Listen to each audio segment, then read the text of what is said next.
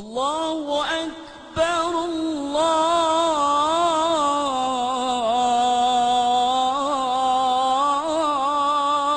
أكبر.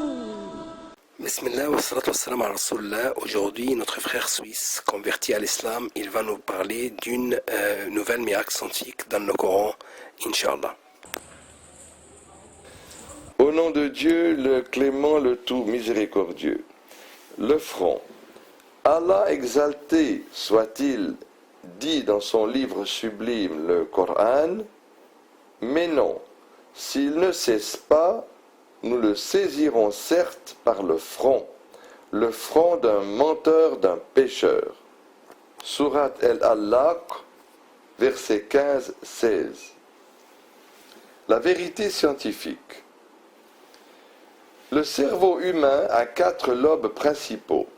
Le lobe frontal, le lobe occipital et le lobe temporal, le lobe pariétal. Chacun de ces lobes a une fonction, à la fois particulière et complémentaire de la fonction des autres lobes.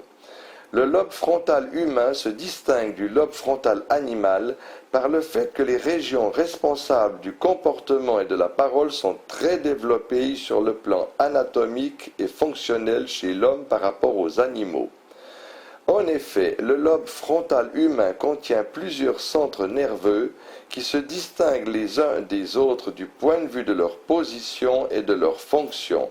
Ces centres sont le cortex préfrontal, qui est situé juste derrière le front et occupe la plus grande partie du lobe frontal du cerveau.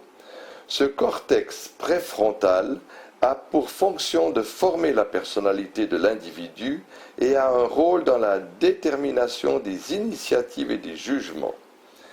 L'aire motrice du langage, qui coordonne le mouvement des organes qui prennent part à l'opération de la parole, tels le larynx, la langue et le visage, les régions de mouvement qui comprennent le champ oculomoteur frontal.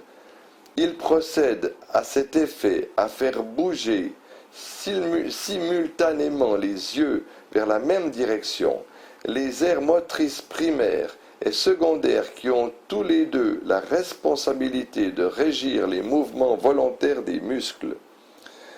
Ainsi fut-il établi que l'avant du lobe frontal, qui est recouvert par le front, est la région du cerveau qui dirige le comportement et détermine la personnalité de l'être humain.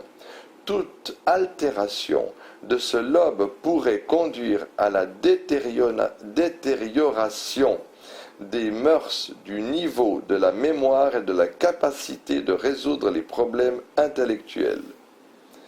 Aspect miraculeux de ce verset coranique.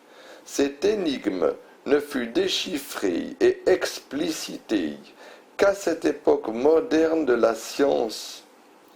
Le Coran a désigné particulièrement l'emplacement du front comme responsable du mensonge et des fautes, raison pour laquelle le Coran blâma en affirmant que cette zone sera saisie, vu qu'elle est en réalité responsable du comportement humain.